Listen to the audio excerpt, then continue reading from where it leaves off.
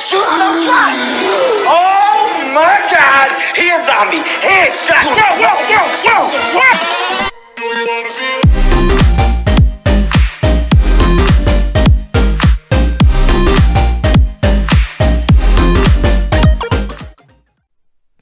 Hey, what's up guys, Radku here, back with another Yu-Gi-Oh video, and today is going to be Zombie World. Now, it has been a long time since I've updated this deck. Last time I did it, I'm pretty sure it was a Zombie World Lich deck profile, and honestly, the pure variant is very, very good. This deck has a lot of adaptable setups, and is very consistent in the fact that it has recurrable uses, and is able to play a lot of really broken cards, specifically including Zombie World. So without further ado, let's jump right into it. Starting things off, I play 2 copies of Doom King Baladrock and 1 copy of Eldritch the Golden Lord. Now, I know I said this was a pure version, but let me explain. So Baladrock is one of the most insane cards in the entire game. This card is literally Ultimate Conductor Tyranno levels of boss monster.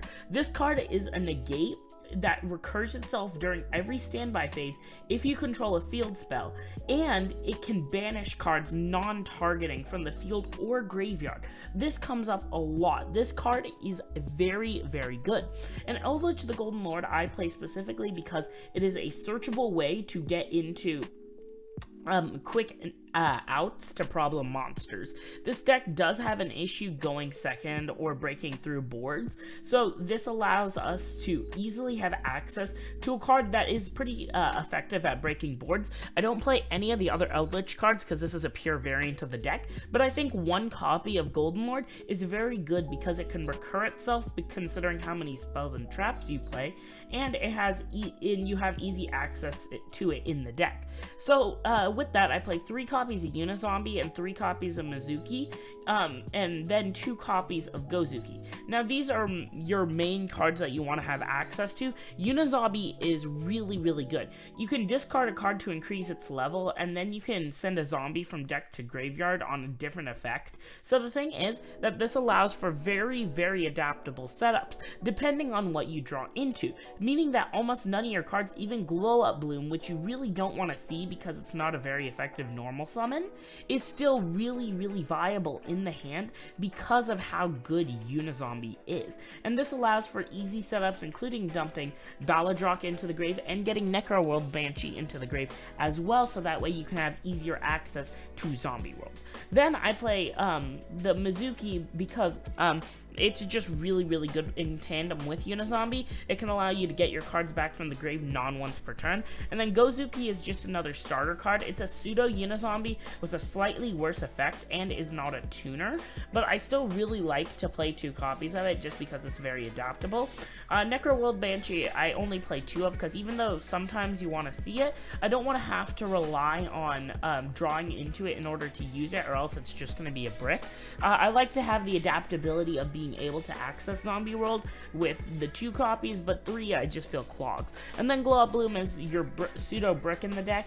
You usually summon it off of Hacklefibrax, and then you use it for link material, so that way you have easy access to other cards and are able to adapt with your combo. So then I play 3 copies of Ash and 2 copies of Ghost Bell. Funny enough, these cards are zombies, so in a pinch, you can actually use them to access other cards in your deck. This can allow you to gain access to, like, Hulk pretty easily, even if you're under, like, your rivalry lock. Or it can help you get access to Vampire Sucker if you don't have Zombie World on the field, which is really good, because Vampire Sucker is a very good card for your end board. But then, that is it for the monsters. Going into the spells, I play 1 copy of Foolish, just so that you can get all your monsters in grave. 3 copies of Zombie World. Some people could cut this down to 2, and I don't think that's wrong, but I think 3 copies of Zombie World and 2 copies of Necroworld Banshee is the best lineup to play when it comes to accessing Zombie World, considering the fact that a lot of the games, I wanted that 3rd copy because they were able to out it, considering how pop heavy this format is. I play 3 Prosperity. This lets you dig into your deck and get combo pieces. 3 Super Poly because all your monsters become zombie, so you have easy access to Draco Nethersoul. So then I play 2 copies of Droplet, because I play 2 copies of Imperm. It depends on how you want to play it, but I like Imperm a little bit better than Droplet, because it has a bit more adaptability, and considering how hard this deck struggles going second, it's easier to lose less resources trying to stop them from making their board to begin with, rather than investing a lot of resources and breaking their board. For the traps, I play 3 copies of Strike, 3 copies of Empire, and 3 copies of Rivalry. There's a lock in this deck involving Rivalry and Zombie World that a lot of people know. Basically, you flip it, and then if your opponent controls any monster, then they immediately become locked into zombie monsters, because of weird ruling, because their monster in hand isn't considered a zombie until it's summoned, and you can't attempt to do an illegal move, so it locks them under this condition of only being able to summon zombies, which it comes up in a lot of situations. But that is it for the main deck. Going into the extra deck, I play 1 copy of Avenged Savior, which is a really good card just to get cards off the field, but also it allows you to send zombies to grave for going second place, because during the damage calculation of this card battles an opponent's monster, quick effect, send 1 zombie monster from your deck to the graveyard, and then your opponent's monster loses attack. So this allows you to get over problem monsters while still dumping cards like Doom King Baladrock to the grave, which is really, really good, and can allow for very recursive setups going second. I play 1 copy of Hulk and 1 copy of Vampire Sucker. You want to end on these 2 most of the time, because Vampire Sucker, you can draw 2 cards most of the time, which is really good, and you're able to get rid of the cards that you give your opponent through this card.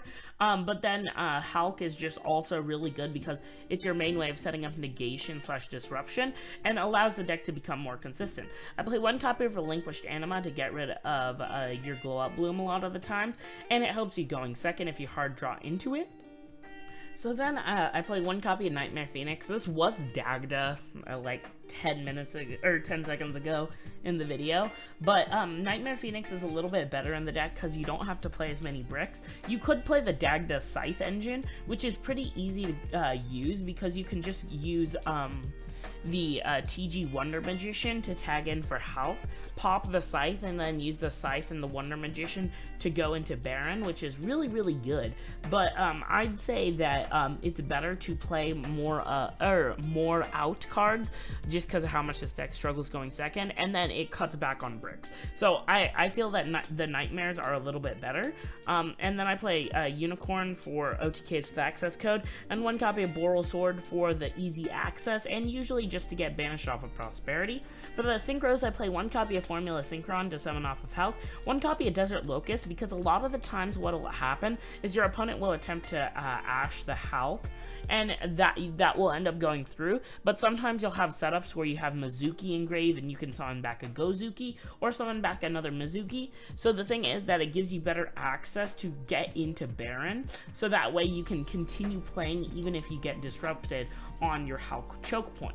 I play 1 copy of Shiranui Sun Saga. This card helps get rid of cards on the field, because if this card is special summon, you can turn any number of zombie synchros that are banished or in your graveyard to destroy cards. So the thing is that all of your monsters become zombie engraved, so this allows you to put back stuff like your Formula Synchron or your Baron, depending on where you are in the game.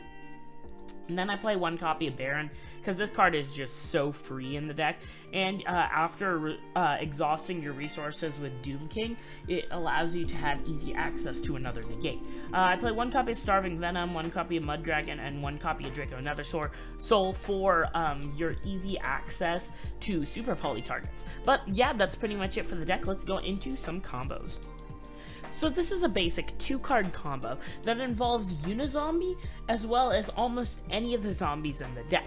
Mainly you want to have access to Necroworld Banshee, and you want to have access to Mizuki, because either way you'll be able to dump the other card to the graveyard with Unizombie, and this allows for easy plays. So starting off, you're going to normal summon the Unizombie.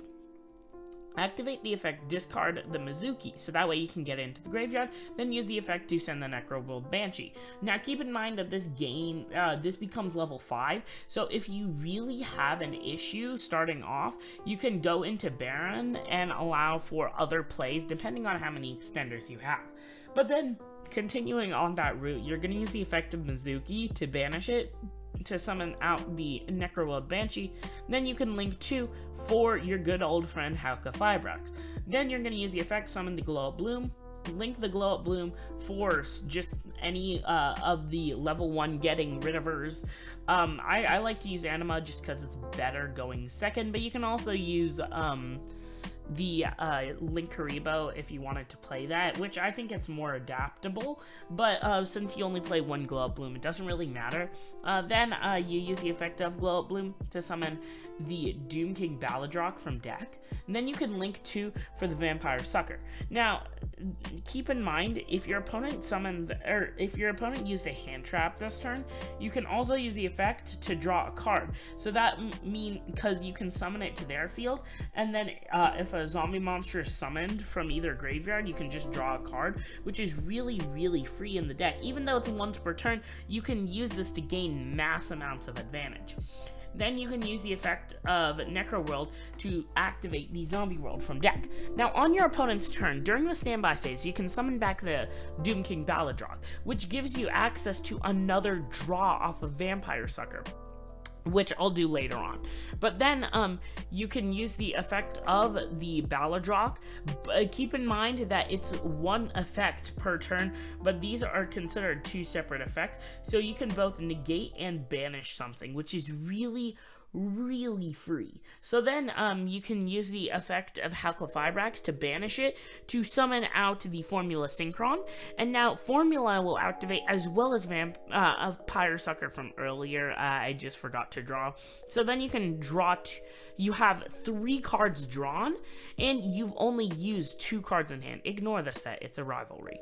But then you can Synchro for a Baron, so now you've had 3 disruptions. You've had 2 with Baladrock, 1 with Baron, and then you've drawn 3 cards, which means you have access to hand traps. This is why I decided to play Imperm over the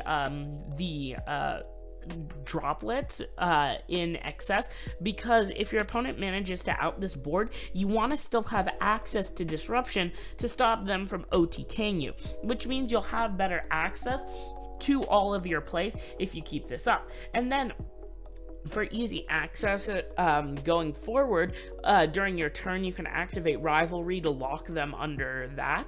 And during your standby phase, Baladrock will summon itself, allowing you to draw another card. So coming back to your turn, you'll have drawn 5 cards and had 3 disruptions, which is really insane. And this deck can keep the advantage going because Baladrock is so renewable, and almost all the rest of your cards in deck are allowing you to slow down the game to your pace and allow you to easily take your opponent out going forward in the game. But yeah, that's pretty much it for the deck. Please like, subscribe, share, comment, let me know what you thought, and let me know if there's anything you would change about the list. A lot of my ratios were kind of unconventional because a lot of people want to play 3 Necroworld or want to play 1 Gozuki, and some of my ratios for other generic staples were kind of wonky too, but I found that they were the best that worked for me. But tell me what you think down in the comments, and that is pretty much it, and I'll see you in the next Yu-Gi-Oh video. Peace, guys.